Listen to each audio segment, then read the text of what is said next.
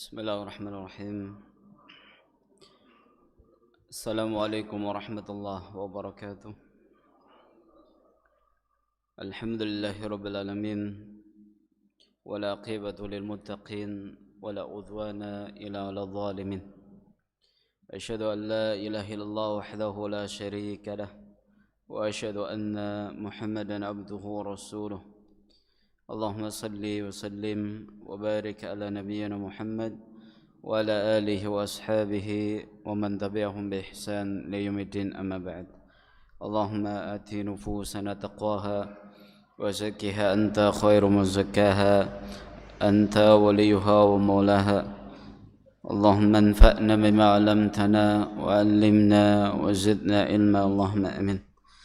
Hadirin jamaah salat maghrib, Bapak Ibu kaum muslimin wal muslimat yang semoga senantiasa dirahmati Allah Subhanahu wa taala.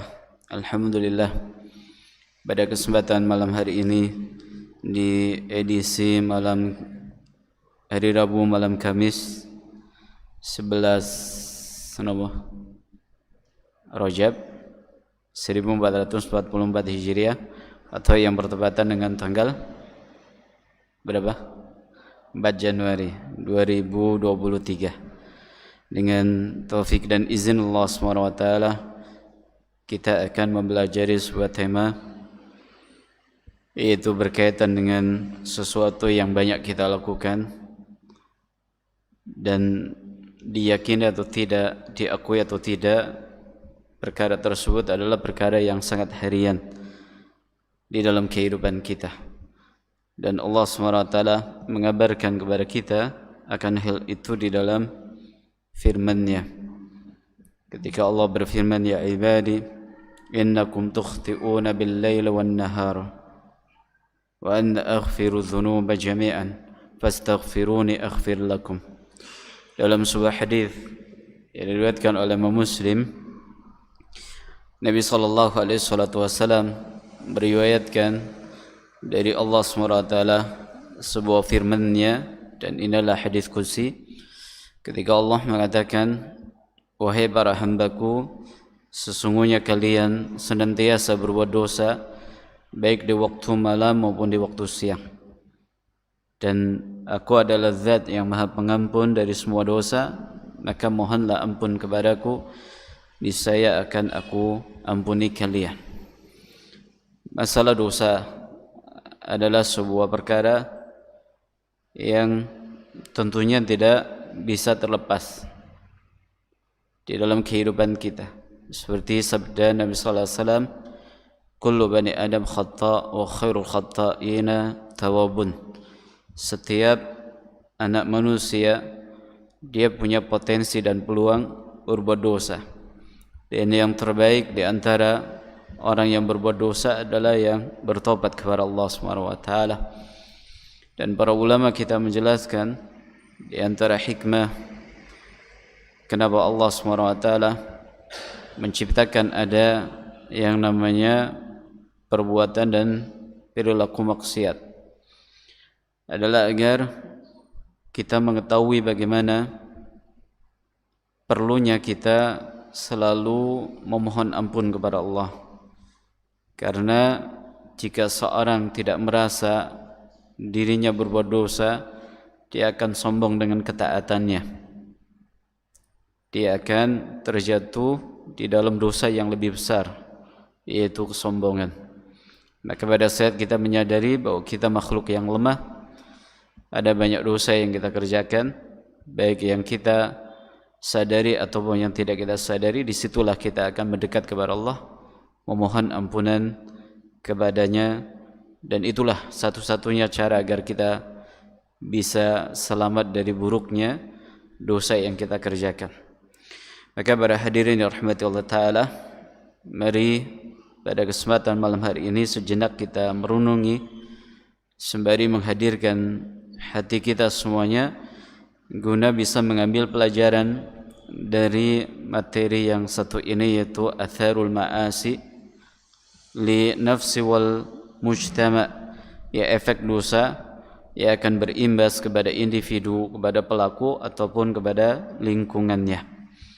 Imam Al-Qayyim rahimahullah, dan pembahasan malam hari ini lebih banyak kami ambil dari kitab Ad-Da'u Dawa karya Imam Al-Qayyim rahimahullah. Ini kitab kita pelajari di setiap malam Selasa, Senin malam Selasa di Masjid Gelora Indah. Bagi Bapak Ibu yang berkenan hadir bisa ikut hadir di masjid tersebut. Ya, buku ini bicara tentang masalah bagaimana cara kita itu bisa selamat dari dosa, sekalipun pada kenyataannya nggak bisa selamat. Ya, sedikit banyak pasti akan terjatuh dalam dosa. Tips atau cara-cara agar kita selamat dari perbuatan dosa, sebagaimana beliau mengingatkan banyak hal, efek daripada dosa yang kita kerjakan akan memberikan pengaruh kepada banyak sekali di dalam kehidupan kita, baik dari sisi rezeki, ya, dari sisi usia, kemudian dari sisi kehidupan berumah tangga, bahkan dalam skala yang lebih besar dalam kehidupan kita bermasyarakat. Insyaallah nanti kita akan coba sedikit ya nukilkan dari ucapan beliau.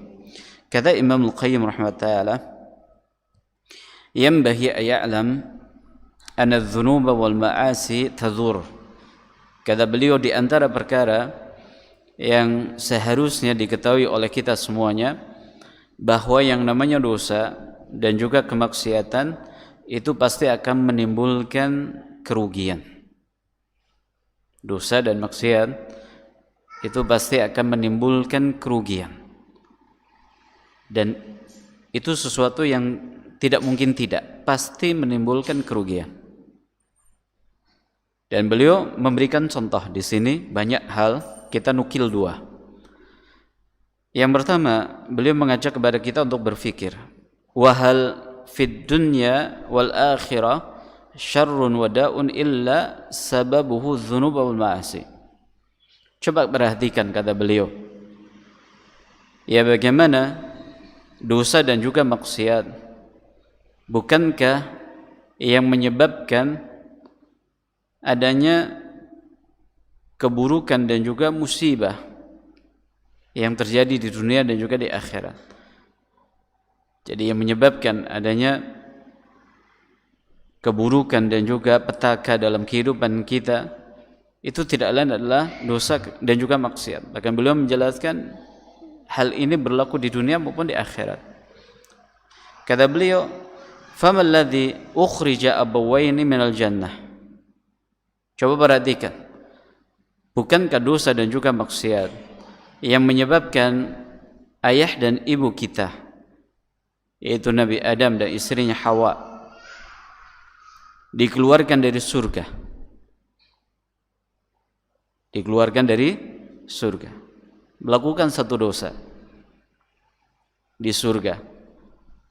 Itu yang menyebabkan akhirnya Nabi Adam dan istrinya dikeluarkan dari surga. Yang mana surga adalah darul ladzah wan na'im wal bahja was surur, adalah negeri yang penuh dengan kelezatan, negeri yang penuh dengan kenikmatan, keindahan dan juga kegembiraan. Menuju mana? Ila daril alam wal ahzan wal masaib. Ya, menuju tempat yang penuh dengan penderitaan, penuh dengan kesedihan, penuh dengan yang namanya musibah, yaitu dunia ini. Gara-garanya adalah dosa. Nabi Adam beserta istrinya dikeluarkan dari tempat yang paling menyenangkan, dari kerajaan langit, dan terlaknat, dilaknat oleh Allah Subhanahu wa taala. Sebabnya adalah dosa. Makhluk Allah tadi itu tidak banyak, satu dosa. Yang pertama melanggar larangan Allah, yang kedua tidak mau mengikuti perintah Allah. Nabi Adam melanggar larangan Allah, adapun iblis laknatullah tidak mau mengikuti perintah Allah Subhanahu wa taala. Itu yang menjadikan mereka terusir dari surga. Dan disebutkan dalam sebuah riwayat dari Abdurrahman bin Jubair ibn Nufair dari ayahnya beliau bercerita, lama futihat Qabrus furiqa baina ahliha fabaka ba'dhum ila ba'd. Tatkala negeri Sipurus yaitu berhasil ditaklukkan oleh kaum muslimin yang akhirnya mencerai-beraikan ya di kalangan mereka, dan satu sama lain saling meratapi karena yang ini terbunuh, yang ini mati, yang ini tertawan dan seterusnya. Kata beliau, ra'aitu Abu Darda jalisan wahdahu yabki. Kata Jubair, saya melihat Abu Darda, seorang sahabat Nabi sallallahu alaihi wasallam. Ya, beliau duduk sendirian sembari menangis. Ini di saat ya peperangan berhasil dimenangkan oleh kaum muslimin. Ya, Abu Darda duduk sendiri termenung sembari menangis. Faqultu ya Abu Darda, kata Jubair, seorang tabi'in bertanya, wahai Abu Darda, ma yubkika fi yawmin a'azzallahu fihi al-islam wa ahlu.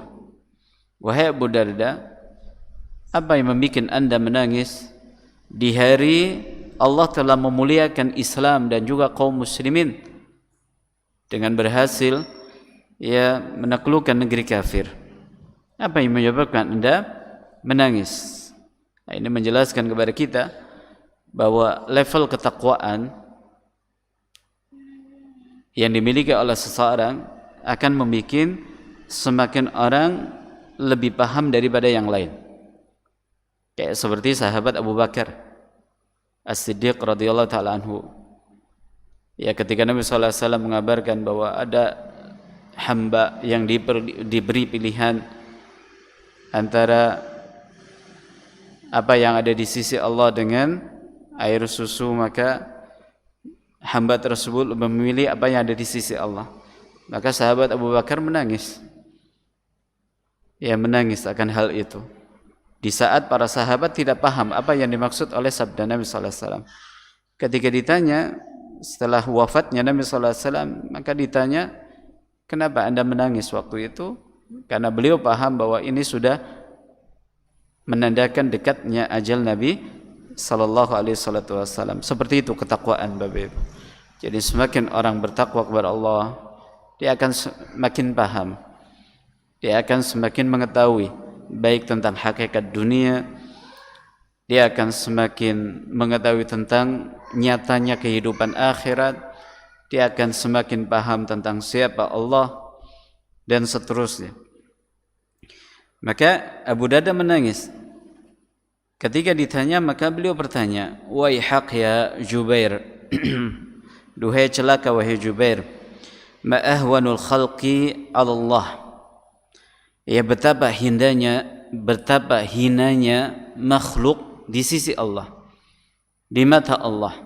Betapa hinanya makhluk di sisi Allah. Kapan? Idza adha'u amrahu. Apabila mereka mengabaikan perintahnya. Apabila mereka mengabaikan perintahnya. Betapa hina makhluk Allah di sisi Allah. Ya, betapa hinanya makhluk atau manusia di sisi Allah. Idza adha'u amrahu, apabila mereka mengabaikan perintahnya. Bainama hiya ummatun qahiratun zahiratun lahumul mulk, kata beliau. Coba kita perhatikan mereka, yaitu orang-orang kafir yang berhasil ditaklukkan oleh kaum muslimin. Mereka adalah umat yang kuat, qahirah, wa dhahirah, bukan cuma kuat tapi tangguh. Lahumul mulk, mereka memiliki kekuasaan, memiliki kerajaan. Orang-orang kafir pada saat itu memiliki kekuatan, memiliki ya kerajaan, memiliki pengikut, memiliki kekuasaan. Taraku amrallah fasaru ila ma tara. Tapi perhatikan, tatkala mereka meninggalkan, mereka mengabaikan, mereka tidak peduli lagi dengan perintah Allah, dengan hukum Allah, dengan larangan Allah SWT, fasaru ila ma tara, maka mereka berubah seperti yang engkau lihat. Hadis riwayat Imam Ahmad. Ya, hadis ini mungkin sekilas biasa, tapi apa yang diucapkan oleh sahabat Abu Darda memberikan sebuah penjelasan yang sangat dalam, bahwa kejayaan umat yang telah berhasil diraih itu tidak akan lama, tidak akan mampu bisa dipertahankan jika mereka mengabaikan perintah Allah, tidak memperhatikan tentang hukum, larangan, tidak peduli dengan perintah Allah, tidak ada amar ma'ruf nahi mungkar di situ. Pada saat itu Allah akan binasakan. Dan ini memberikan pelajaran kepada kita, kalau mereka, orang-orang yang pernah berada pada titik kejayaan, ya di masanya ada Kaisar Romawi dengan kekuasaannya, kemudian ada Persia dengan wilayahnya dan bala tentaranya yang hebat. Tapi di mana mereka sekarang? Larangan Allah SWT, zalim di dalam memimpin, dalam berkuasa. Maka ini memberikan pelajaran. Kata para ulama ketika mensyarah hadis ini hadis memberikan kepada kita sebuah kaidah dalam kaidah hidup, bahwa siapapun kita, setinggi apapun kedudukan kita, kekuatan kita, masa kita, kekayaan kita, harta kita, kalau kita tidak peduli dengan perintah Allah, mengabaikan larangan Allah, kita nasibnya akan sama seperti mereka.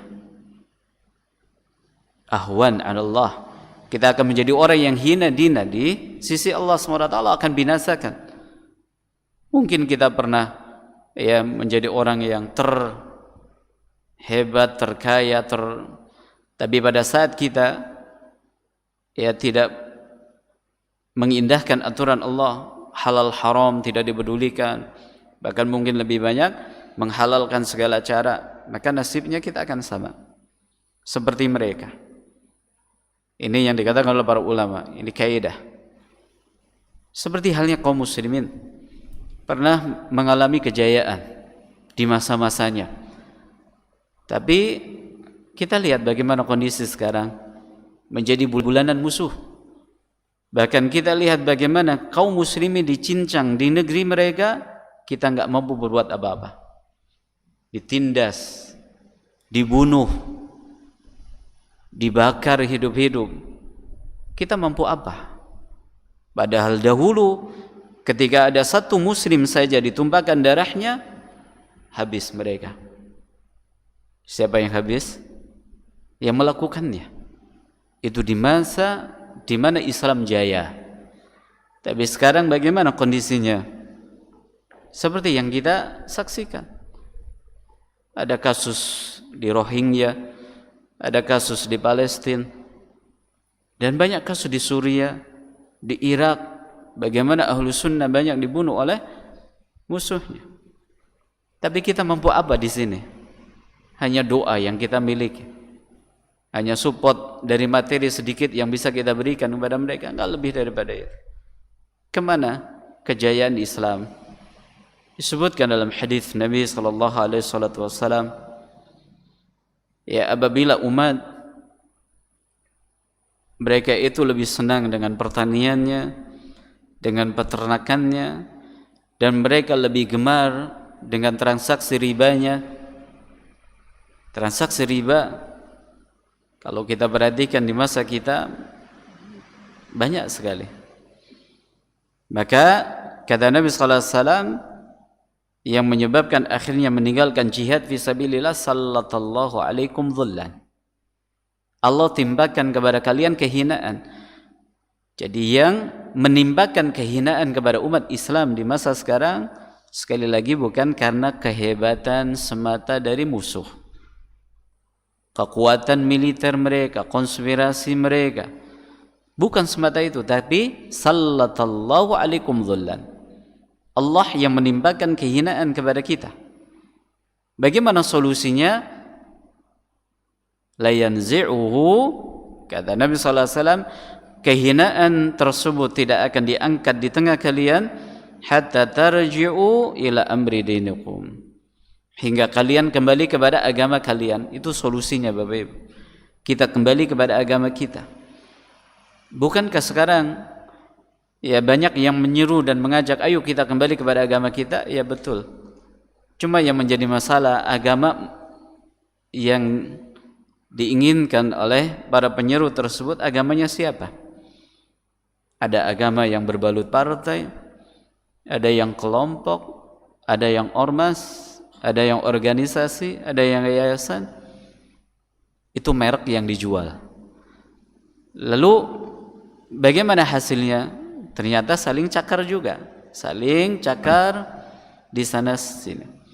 Bagaimana berarti solusinya? Hatta tarju ila amri dinikum, kata para ulama, kembali kepada kemurnian Islam, Al-Quran, hadis, ala fahmi salaf. Ya, kembali kepada Al-Quran dan hadis. Kemudian disitulah kata kunci yang sekarang perlu kita tumbuhkan atau yang perlu kita pahamkan, yaitu kita kembali kepada pemahamannya para sahabat di dalam memahami agama tersebut. Kenapa menggunakan pemahaman mereka? Karena para sahabat adalah sosok langsung yang dididik oleh Nabi dengan Al-Quran dan hadis. Berarti mereka adalah pribadi yang paling paham tentang Al-Quran dan hadis dalam praktek dan penerapannya. Maka kita lihat bagaimana mereka cara hidupnya, bagaimana cara membangun perekonomiannya, kekuatan militernya, bilateralnya, mereka lakukan itu dan mereka pernah jaya. Di masa Umar, di masa Utsman, di masa Ali, di masa para pemimpin dunia pada saat itu. Tapi kita kembali kepada dosa. Itu yang menyebabkan kita mengalami kehinaan seperti sekarang. Nabi SAW bersabda dalam hadis riwayat Imam Ahmad, la yahlikan nasu hatta yu'dhiru min anfusihim. Manusia tidak akan binasa hingga dirinya banyak berbuat dosa. Jadi Allah tidak akan binasakan seseorang, aliasnya Allah tidak akan azab seseorang, Allah tidak akan hukum seseorang kecuali apabila hamba tersebut banyak berbuat dosa. Jadi dosa yang membuat kita itu tenggelam dengan masalah. Bahkan kalau ingin kita lebih menyusuri tentang bagaimana problematika hidup yang kita alami saat sekarang, silakan baca buku ini, terjemahannya ada. Beliau panjang lebar menjelaskan bahwa kegundahan hati, kerisauan menatap masa depan, carut marutnya dalam hubungan kita bersama orang sekitar, entah itu istri, anak, keluarga, tetangga, ternyata semuanya disebabkan karena dosa. Mungkin ada yang bicara, bukankah dosa dikerjakan oleh seseorang, kenapa kok efeknya berimbas kepada yang lainnya? Iya, karena kita punya Tuhan, kita punya Allah SWT yang berkehendak menurut yang kehendaki Allah dengan hikmah besar yang Allah inginkan. Ini beda pola pikirnya dengan orang kafir. Kalau kita meyakini bahwa Allah SWT menginginkan kita untuk taat, pada saat kita tidak taat, maka disitulah Allah memiliki keputusannya, Allah memiliki kehendaknya. Jadi di sini menjelaskan ketika orang dihukum oleh Allah dalam kehidupannya, bukan karena ketidakadilannya Allah. Allah Maha Adil. Allah tidak pernah berbuat zalim kepada para hambanya. Tapi orang diazab semuanya dalam bisnisnya. Tiba-tiba dia bukan cuma jatuh tapi terlilit banyak hutang. Maka dosa salah satu sebab utamanya. Tapi tentunya masalah ini hanya dimiliki oleh orang-orang yang hatinya peka. Karena kalau tidak, biasanya dia akan mencari dan menyalahkan orang lain, pihak lain. Tapi bagi orang yang hatinya peka, ini teguran dari Allah, sehingga dia segera memperbaiki diri. Bukan maknanya menyalahkan diri sendiri, tidak, tapi mengoreksi banyak hal yang ada dalam dirinya. Jadi ketika ada masalah dengan keluarga, ada masalah dengan tetangga, ada masalah dengan bisnisnya, ada masalah dengan pekerjaannya, maka segera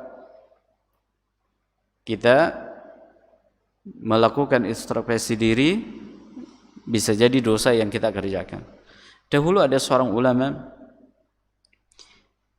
yang dia adalah seorang pedagang sukses, pedagang kain sukses besar. Ya, pada suatu hari dirinya mencemooh seseorang, dikatakan sebagai orang yang muflis, orang yang bangkrut, karena dia lihat dia usahanya jatuh kolab, sehingga dikatakan Anda nggak bisa bisnis, jatuh bangkrut. Maka kata beliau 40 tahun kemudian setelah ucapan tadi berbalik menimpa saya. Dan yang lebih hebatnya lagi, beliau terlilit hutang yang cukup banyak, akhirnya dipenjara. Dan beliau mengatakan, inilah dosa yang aku lakukan 40 tahun yang lalu. 40 tahun baru terasa efeknya. Makanya pernah kami sampaikan kepada teman-teman yang baru hijrah, ya, dia hijrah kembali kepada Allah SWT dari masa lalu yang dia miliki, maka jangan berpikir bahwa ketika hijrah akan berjalan dengan mulus. Karena di situ ada jalan terjal yang harus dilalui, rintangan yang begitu berat untuk bisa dibuktikan hijrahnya karena Allah ataukah karena masalahnya. Ada orang hijrah, dia kembali kepada Allah karena dia terlilit hutang, karena dia bertengkar sama istrinya, karena dia punya masalah keluarga, karena dia punya masalah dengan narkoba, dia punya masalah, akhirnya dia kembali kepada Allah. Ya, begitu ini sudah akur, yang ini sudah bisa menghindari narkoba, akhirnya dia kembali kepada kehidupannya normal lagi. Hijrah enggak seperti itu. Hijrah harus siap dengan risiko dari dosa yang dia lakukan zaman itu. Makanya dalam doa istiftah yang kita baca, Allahumma ba'id baini wa baina khataayaya kama ba'adta bainal masyriqi wal maghrib. Allahumma naqini khataayaya kama yunaqqa thawbul abyadu minad danas. Kemudian gimana lanjutannya? Allahumma ighsilni khataayaya bil ma'i wa thalji wal baron. Ada di kalimat yang kedua yang tadi kita baca, Allahumma naqini kama yunaqqa thawbul abyadu minad danas. Ya Allah, ya bersihkanlah dosaku sebagaimana pakaian yang putih itu dibersihkan dari noda. Jadi kita memohon kepada Allah supaya dosa kita yang kita kerjakan di masa lalu ataupun yang kita langsung pisahkan, karena ini pakaian putih kita rendam. Pakai apa? Pakai apa biasanya? Deterjen. Deterjen itu sejuk atau adem atau panas? Panas, sudah. Kemudian begitu kita rendam, kita angkat, ternyata masih ada nodanya. Ya atau tidak? Perlu di apa? Dibaikkan, disikat, digosok. Kalau dikucek belum bisa, disikat kan ya. Ternyata disikat juga belum bisa. Hilang. Dan ketika dibaiklin pun ternyata enggak hilang juga, masih tetap ada noda. Maka seperti itulah dosa, Bapak Ibu. Dosa di dalam hati kita seperti noda di pakaian putih. Di pakaian putih. Yang mana dosa itu kan membawa kenikmatan untuk hawa nafsu. Ada yang pernah mungkin terjatuh dalam narkoba, ada hubungan bebas dengan para wanita yang tidak halal baginya, atau mungkin dosa apalagi riba atau apa. Ketika dia tinggalkan, enggak begitu serta merta hilang kenangannya. Sekalipun kita sudah zikir, baca Quran, ngaji, kemudian sholat 5 waktunya, sholat, tetap dari athar atau efek dosa yang kita kerjakan di masa lalu itu masih ada di memori. Gini membuat memori kita kepada kehidupan kita.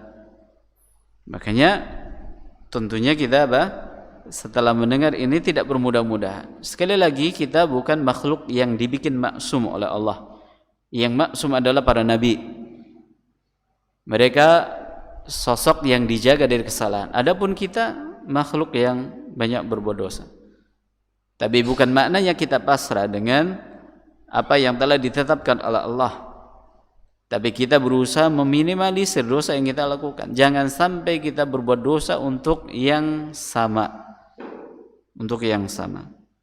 Nabi SAW bersabda, "Inna rajula la yuhramu rizqa bidzambi yusibuhu."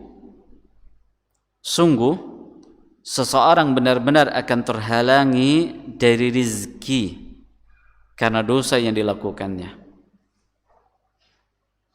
Dosa yang kita kerjakan akan menghalangi kelancaran rezeki, Bapak Ibu. Jadi kalau sekarang kita merasakan suratnya rezeki, susahnya mencari rezeki, yang dahulu sehari mungkin bisa sampai 20 juta, sekarang cuma 10 juta, atau mungkin berkurang, yang dahulu dapat untung sehari mungkin 10 juta, sekarang bisa jadi karena dosa. Salah satu faktornya bisa jadi. Dan kita tidak menuduh ya, tapi ini untuk bahan koreksian. Karena Nabi SAW yang mengabarkan.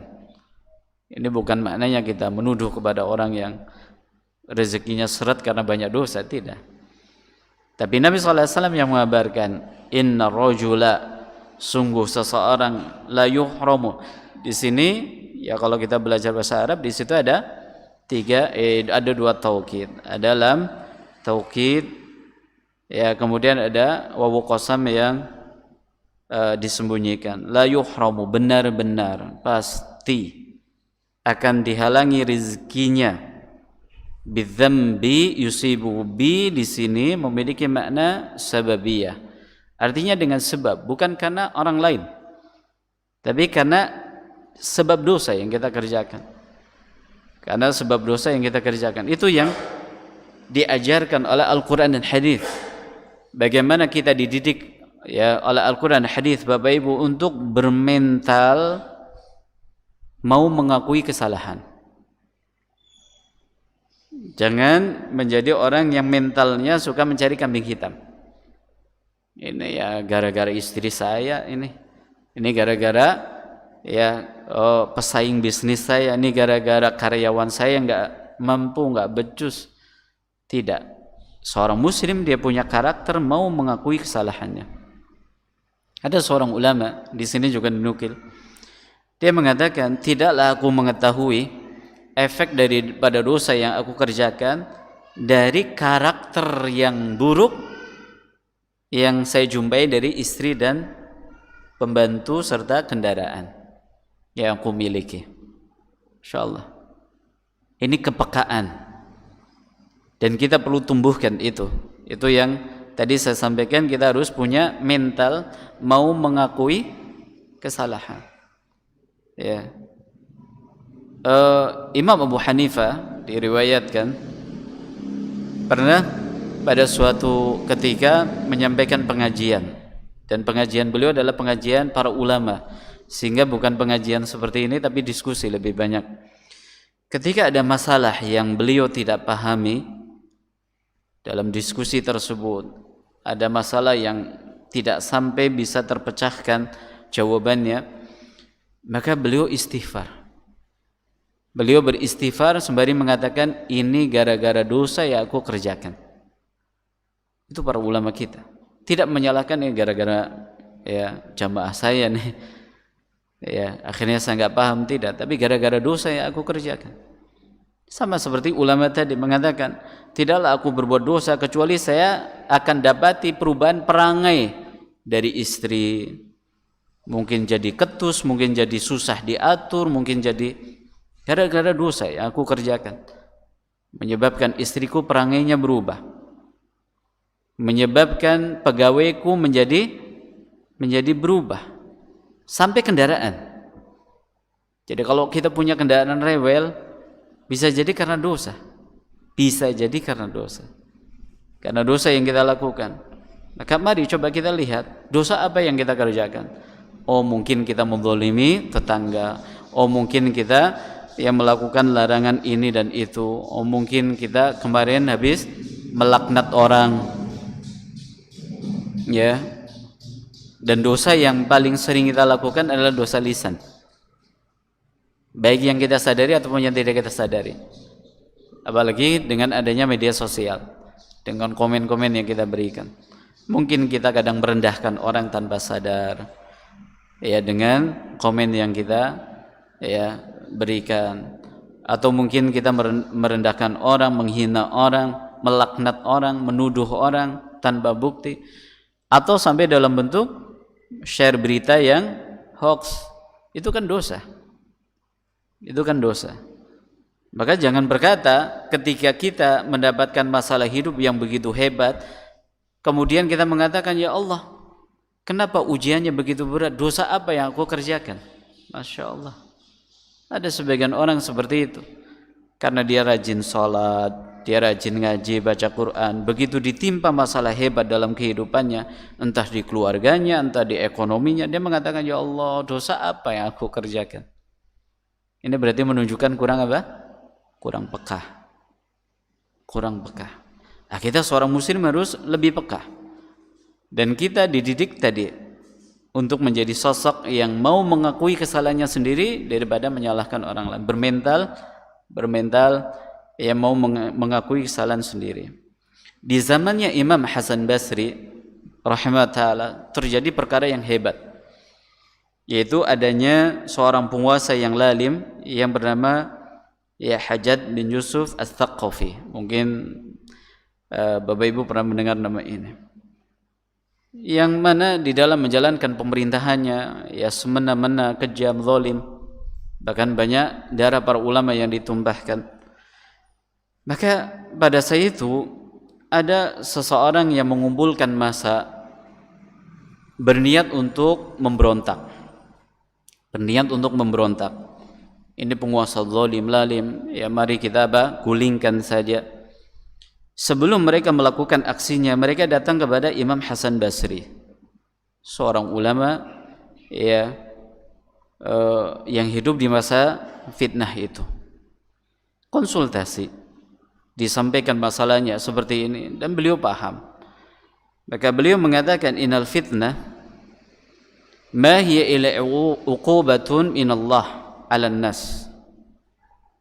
Kata beliau, ujian yang dihadapi oleh manusia, oleh rakyat, yang dialami oleh rakyat, itu tidak lain adalah hukuman yang Allah berikan atas dosa yang dilakukan oleh rakyat tersebut.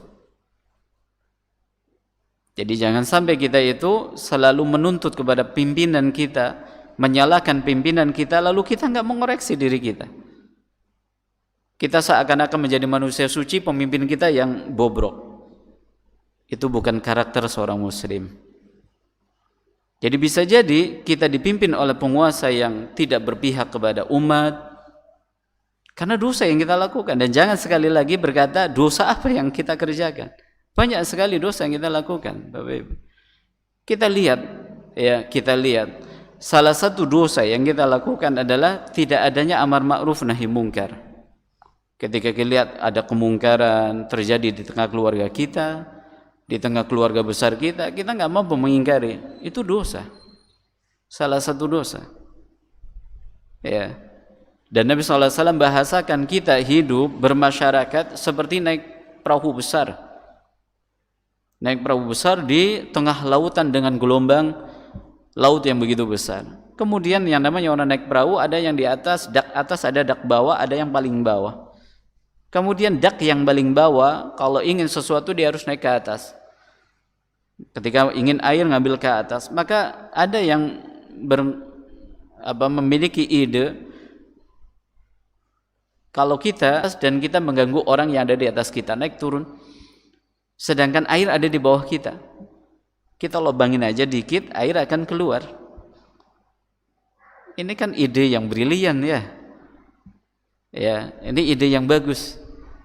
Tapi kata Nabi sallallahu alaihi wasallam, kalau orang-orang yang di atas tidak mengingatkan orang yang berada di bawah, di dak tadi yang bocorin perahu, apa yang terjadi? Tenggelam semuanya. Dan ketidakmampuan kita dalam mengingkari kemungkaran terjadi di mana-mana. Itu bagian daripada dosa. Maka ketika kita yang mendapatkan seorang pemimpin yang tidak seideal yang kita bayangkan, maka jangan buru-buru menyalahkan mereka. Dahulu ada orang protes di masanya sahabat Ali bin Abi Thalib yang mengatakan, kenapa kepemimpinan Anda enggak seperti kepemimpinan Abu Bakar dan Umar?